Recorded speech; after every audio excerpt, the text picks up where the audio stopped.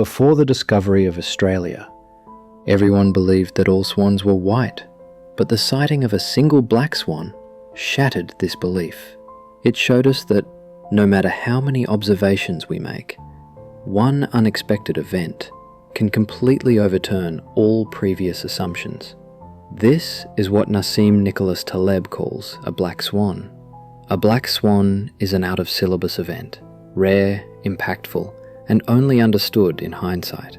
Black swans are the true game changers, be it an idea, a war, a technological shift, or a life-altering personal event. Think of World War I, the rise of Hitler, the fall of the USSR, or the birth of the internet. All of these were black swan moments. And here's the truth. You won't find the next black swan in the news headlines, because we tend to focus on small routine details and ignore the big unusual things. According to black swan logic, what we don't know is often more important than what we do know. In business, science, or any field, major breakthroughs only happen through ideas that break the norm. As long as an idea remains uncommon, it holds real value. Whether it's a tsunami or a terrorist attack, they shake us because no one expects them. It's not the things we know that hurt us. It's what we don't even imagine that does. Even experts can't predict black swan events, yet we trust them. But the truth is, history, economics, and wars are all unpredictable. Experts? They're just great narrators. They explain what happened after the fact. But true knowledge? That's evenly distributed. So rather than trying to predict everything, we should prepare for the unknown. Tsunamis, terrorist attacks. They have such a huge impact because no one expects them. What we already know rarely creates real problems. The true danger lies in the things we can't even imagine. Even experts and top professionals cannot predict black swan events. And yet, we still believe their words. But the truth is, history, economies, and wars are fundamentally unpredictable. Experts are often just good storytellers. They show mathematical models, they sound confident, but real knowledge is something we all share equally. That's why, instead of trying to predict the future, we should stay ready for the unknown. In fields like venture capital or scientific research, if you stumble upon something new, it can bring immense value. The losses stay limited. But the upside, it could be massive. This is why trial and error matters. Tinkering leads to breakthroughs. And in the end, being lucky during a black swan moment helps more than planning ever could. Our brains aren't built for deep thinking. They're designed for quick reactions. That's why we struggle to remember rules or abstract ideas. Thinking requires energy, so most people stop at simple facts. Taleb says, "Life is unusual. Uncertainty always comes from rare events, not regular ones. Reading about normal events doesn't help much. Outliers are what really shape the world." In statistics, we often ignore the extremes, and this gives us a false sense of control. But the reality is, those rare extreme events, the ones we don't see coming, they're the ones that truly define how the world changes. The concept of platonicity explains another mistake we often make. It means trying to force ideal models onto the real world, and that's where things go wrong. When theories don't match reality, black swan events are born. The gap between what we think we know and what actually exists, that's the danger zone. Taleb emphasizes that this book is not a copy-paste of others' ideas. It's his original thinking. He ignored what seems scary because important things are rarely comfortable. And to explain those ideas, he uses stories and metaphors because they help people understand complex truths. The book begins with more literary discussions and slowly shifts into science. The first part leans towards psychology, while later sections dive into business and data. Part 1 is called Umberto Eco's Anti-Library. It shows how we perceive history and current events, and how those perceptions are often full of misunderstandings. Part 2 is titled We Just Can't Predict. It explores the errors we make while thinking about the future, and highlights the limitations of science. It also shows how to handle those limits wisely. Part 3 is Those Grey Swans of Extremistan. It's a deep look at extreme events, how they're ignored in things like bell curves, and how complexity in nature and society defies traditional theories. Finally, Part 4, The End, is very short. Taleb reflects on how much he enjoyed writing the book. He says it almost wrote itself. And now, he just wants time to think in peace. Part 1. Umberto Eco's Anti-Library. Taleb begins with the story of Umberto Eco, a scholar who owned a massive personal library. His visitors fell into two types. Some would ask, "How many of these books have you read?" Others understood that the value wasn't in the books he had read, but in the ones he hadn't. Those unread books represented knowledge he hadn't yet gained. They reminded him of the gaps in his understanding. Taleb calls this person the anti-scholar, someone who doesn't treat knowledge as a possession, but as an ongoing pursuit filled with uncertainty. He introduces his own background and ideas, focusing on chance and uncertainty. Taleb grew up in Lebanon, in a place called Mount Lebanon, where Christians, Muslims, and Druze communities lived together peacefully. It felt like a paradise of balance and tolerance. His ancestors were part of the Greco-Syrian community, living under both Arab and Byzantine influence for centuries. They paid taxes for protection and lived in peace. Lebanon was seen as a modern, open society, a place where cultures, languages, and religions mixed freely. Taleb experienced rebellion early in life, even being jailed briefly for student protests. But this taught him something powerful. Taking action and standing for your beliefs matters. His family didn't object to his thinking, but they did object to how he dressed. Taleb notes, even a peaceful person can act decisively when it really matters.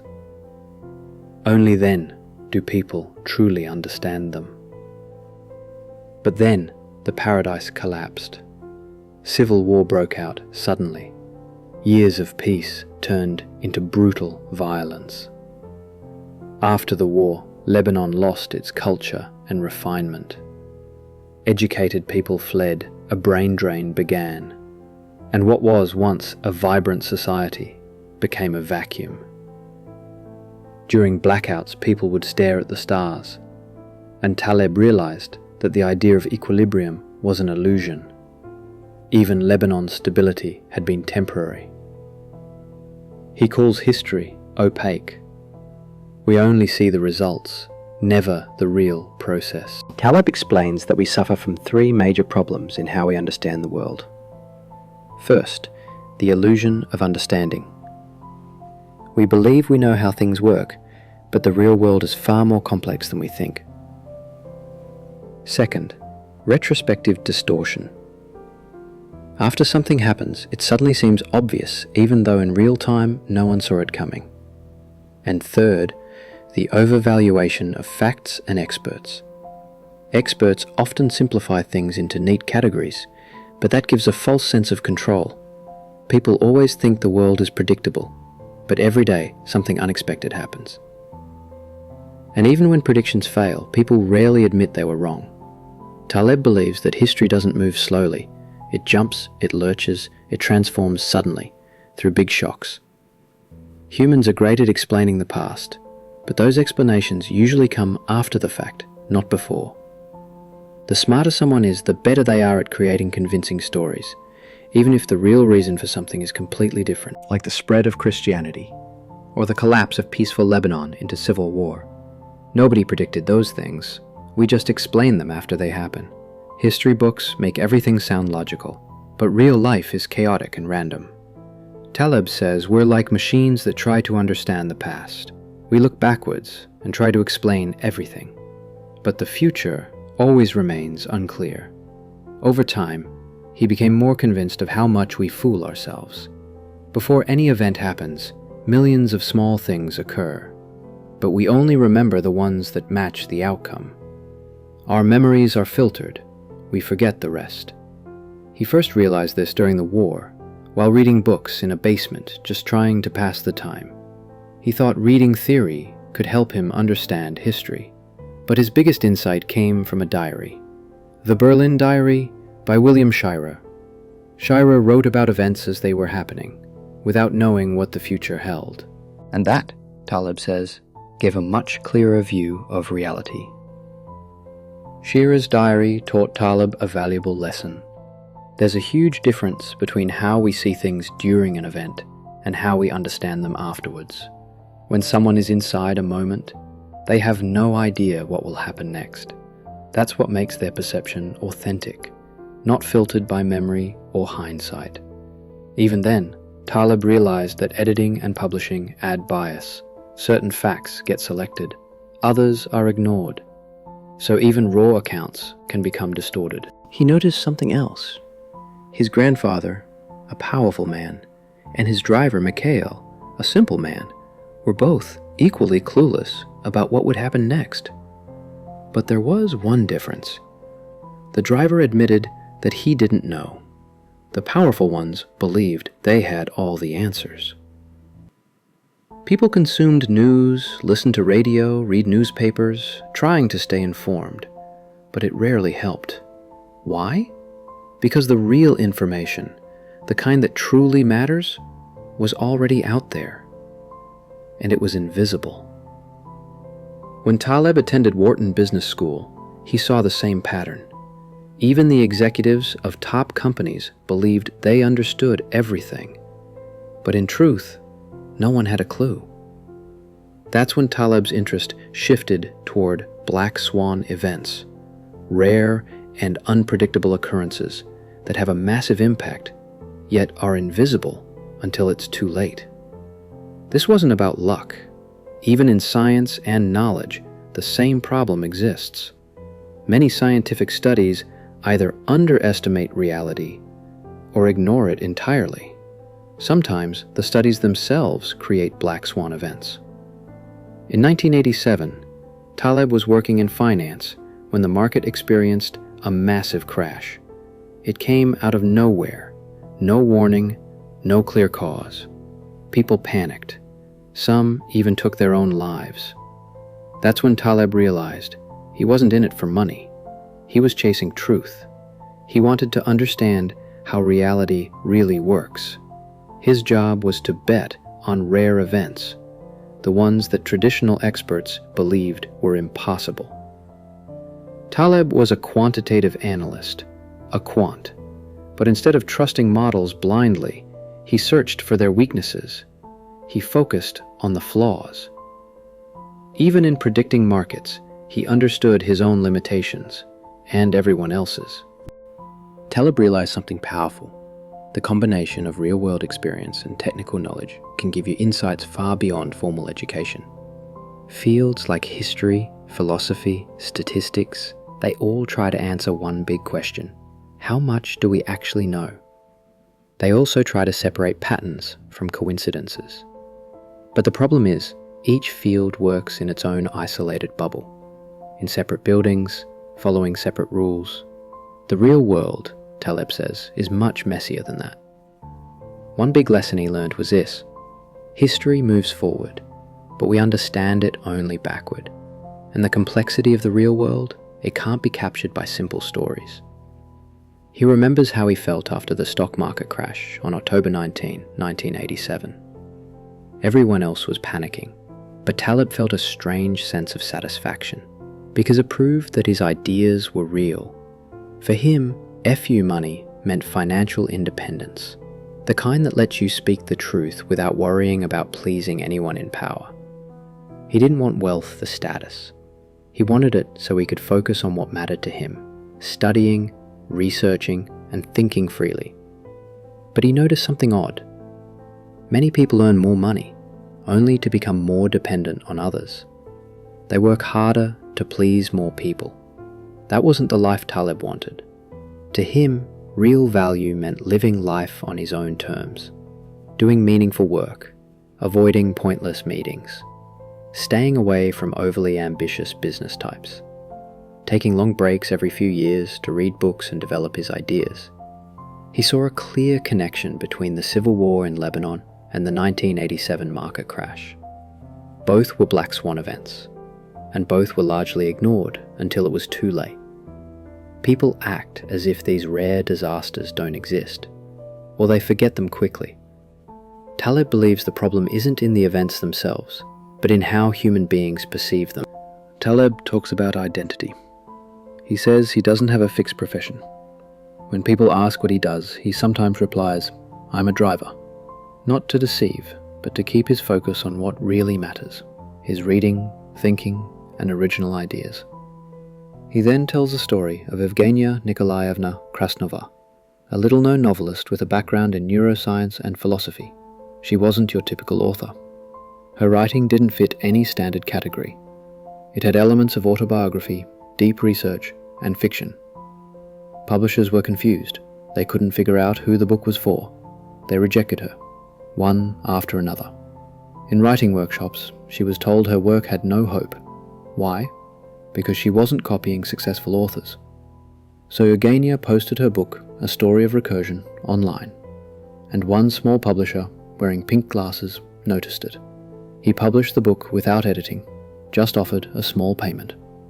At first, nothing happened, but slowly, over 5 years, the book exploded in popularity. It sold millions. It was translated into over 40 languages. Her photo was everywhere. Her style, once ignored, was now praised as revolutionary. Publishers who once rejected her changed their thinking. They now believe that readers actually want authors who are raw, real, and original. Taleb says this kind of zero-to-hero story can only happen in a world he calls Extremistan, a world where anything can happen, suddenly. In contrast, there's another world, Mediocristan, where life is stable, predictable, and everything stays near the average. In Mediocristan, things like height, weight, or daily calorie intake don't change much. Even an extreme case doesn't affect the group. But in Extremistan, one person, one event, one idea can change everything. Take book sales. One J.K. Rowling can outsell thousands of authors. That's Extremistan. It's where wealth, fame, and influence follow power laws, not bell curves. In that world, data can't be trusted blindly, because one outlier can rewrite the entire story.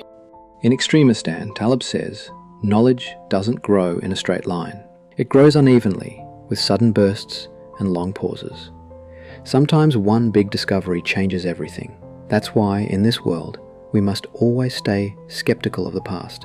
Just because data looks stable before doesn't mean it will stay that way. Now, here's a common misunderstanding. People think Black Swan events are frequent, but they're not, they're rare. It's just that their impact is so massive, they overshadow everything else. Think about someone in power, a CEO, a government official, or even a scientist. If they place too much trust in their knowledge, then a small, unexpected event, a prank, a failure, a single oversight, can completely destroy their confidence and their position. Life works the same way. We assume the future will look like the past. We say, this has always worked, so it always will. But Black Swan events break that belief. They shock us. Science itself follows this pattern. New evidence often destroys old theories. Yet we assume our current understanding is final. We think we've figured it all out. Every scientist believes their work will stand the test of time, but often one new discovery rewrites everything. To explain this, Taleb gives the turkey problem.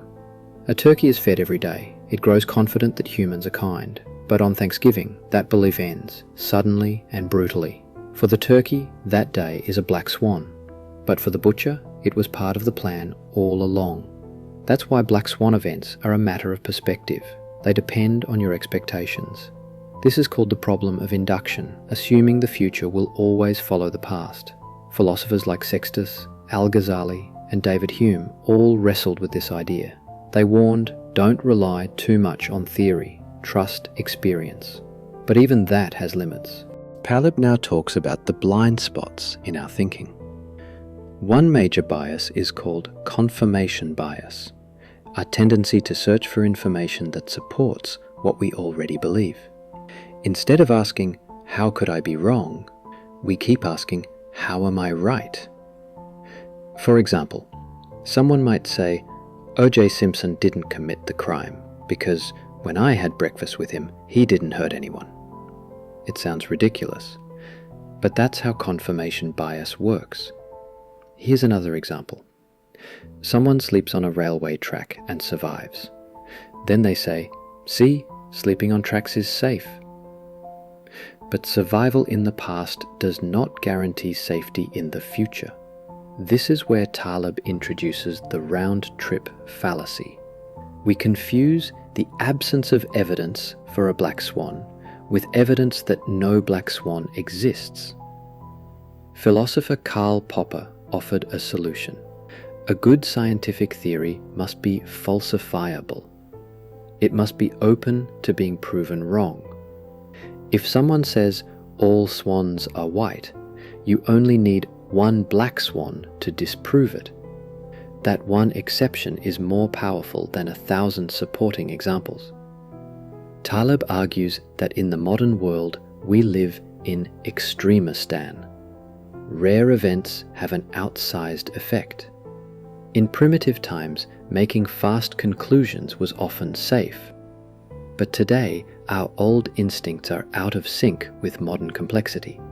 Black swan events have become even more unpredictable. We see small patterns and rush to judgment. But now, we must learn patience. And most importantly, we must learn to doubt. Taleb now explains one of the biggest traps in human thinking, the narrative fallacy. Humans love stories. We don't just observe facts, we shape them into stories. Stories with causes, effects, and meaning. Even when there's no real explanation, our brain tries to invent one. Our left brain, which handles language and logic, is constantly searching for patterns and reasons, even when none exist. The right brain is better at seeing novelty, but the left wants everything to make sense. We are natural explanation machines. In fact, we're so addicted to storytelling that we find it hard to remember raw facts unless they fit a narrative. Why? Because thinking without stories is exhausting. Our brain burns energy when it's forced to process randomness. So we simplify reality. A chemical called dopamine also plays a role. More dopamine makes us see more patterns, even fake ones. That's why some people become compulsive gamblers. They see systems in randomness that aren't there. This shows how biology pushes us toward stories, even when they mislead us. Our memory works the same way. It reshapes itself to fit the stories we believe. When we recall an event, our brain often modifies it based on new information or what makes sense. So memory isn't a fixed recording. It's like editing a movie. Every time you play it back, you tweak the scenes. That's why we feel like the past is always clear. But in reality, it never was. Even the news does this. Every market rise or fall, every political outcome is given a clean, simple explanation, even when the true cause is unknown or completely random. Why? Because people prefer a bad story over no story at all. Taleb now talks about how we think, through two systems. System 1 is fast. It's automatic, emotional, and doesn't stop to analyze. It uses shortcuts, stories, and gut reactions. System 2 is slow. It's logical, effortful, and deliberate, but it takes energy and is harder to use. Here's the problem.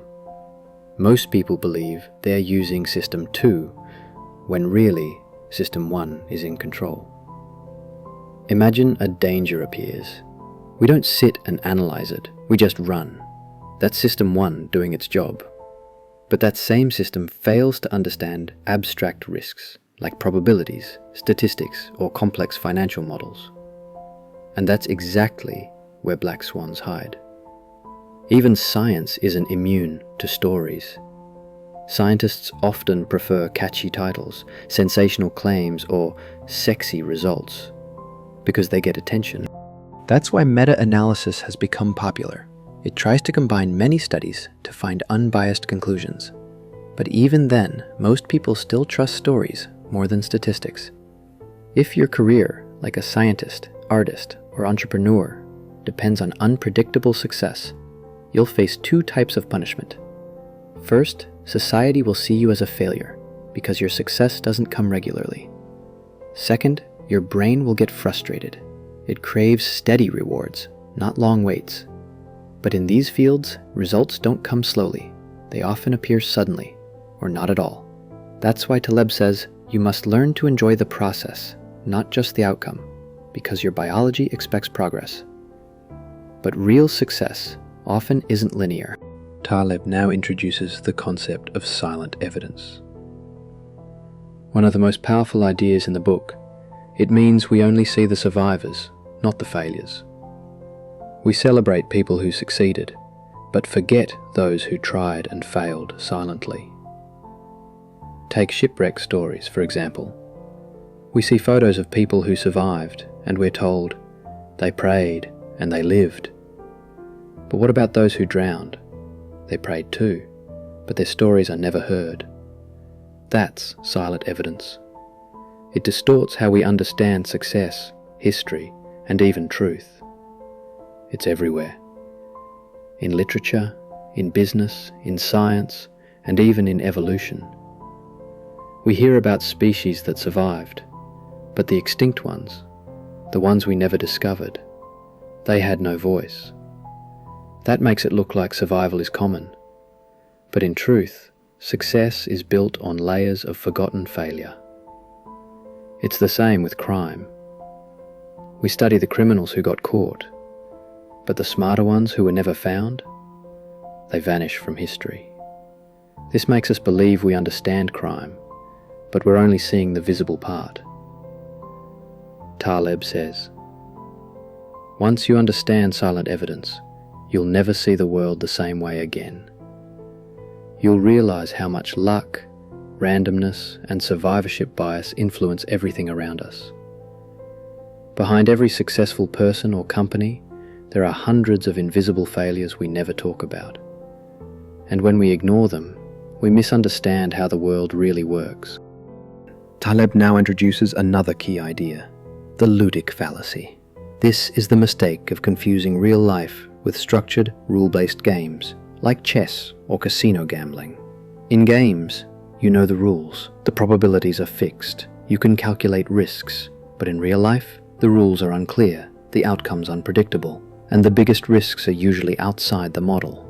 Even in a casino, where everything seems controlled, Taleb points out that the biggest financial losses didn't come from gambling. They came from unexpected events, like a tiger attacking a performer during a show, or an employee doing something illegal behind the scenes. That's real risk, the kind that lies beyond what the game was designed to handle.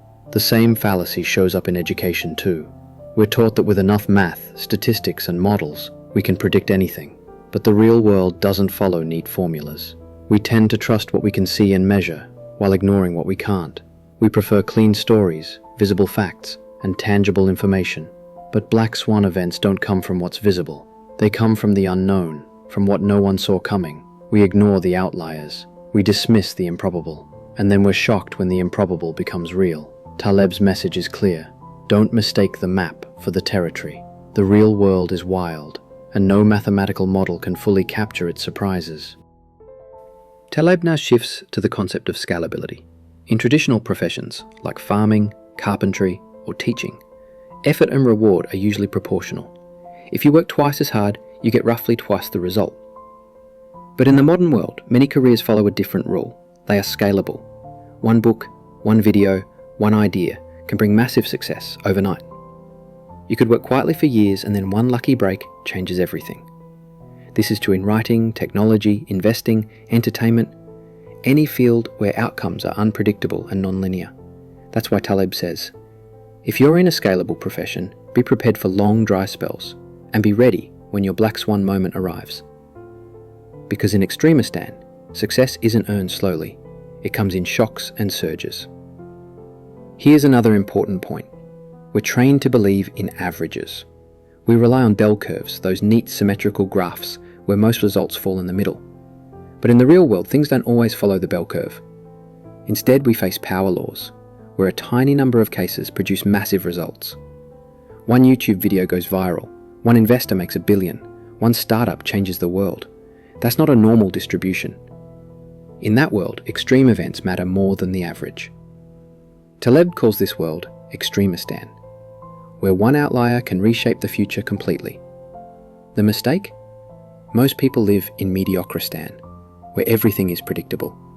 So they ignore the signs of Extremistan until it's too late.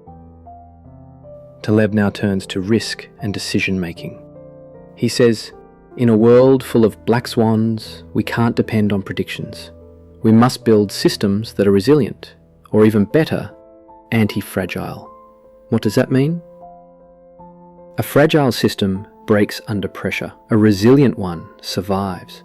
But an anti-fragile system, it grows stronger through stress and shocks. Taleb says we must design our lives and choices so that we don't get destroyed by rare events. That means don't risk everything for a small gain. Avoid situations where one mistake can wipe you out, and never depend too much on one plan or one model. He gives the example of a barbell strategy. On one side, take extremely safe bets, money you cannot afford to lose. On the other side, take small risks that might lead to large gains, without endangering your future. This is how you prepare for the unknown. You protect yourself from big losses, but remain open to huge upside. Most people do the opposite. They take on steady, predictable risk that slowly builds up until a black swan wipes everything out. Taleb says we must stop being suckers for stories, for experts, and for models that don't reflect reality. Instead, we should live in a way that welcomes randomness, because randomness brings opportunity, but only if you're ready. Part 17. Taleb ends The Black Swan with a personal reflection. He says this book is not just theory, it's a life's work. It's about embracing the unknown. It's about thinking clearly in a messy world. It's about accepting that the biggest changes in life often come from the most unexpected places. Black swan events are rare, but they define everything. The rise of nations, the fall of markets, love, loss, discovery, tragedy, invention, they all follow non-linear paths. We can't predict them, but we can prepare. How? By being skeptical of easy answers, by avoiding overconfidence, by recognizing when we're being fooled by stories, and most importantly, by designing our lives to survive shocks and take advantage of surprises. Because in a world ruled by black swans, the greatest success belongs to those who can thrive in uncertainty. If you enjoyed this breakdown and want to hear more powerful stories and life-changing ideas, subscribe to the channel and turn on notifications. There's much more coming your way. Thanks for listening.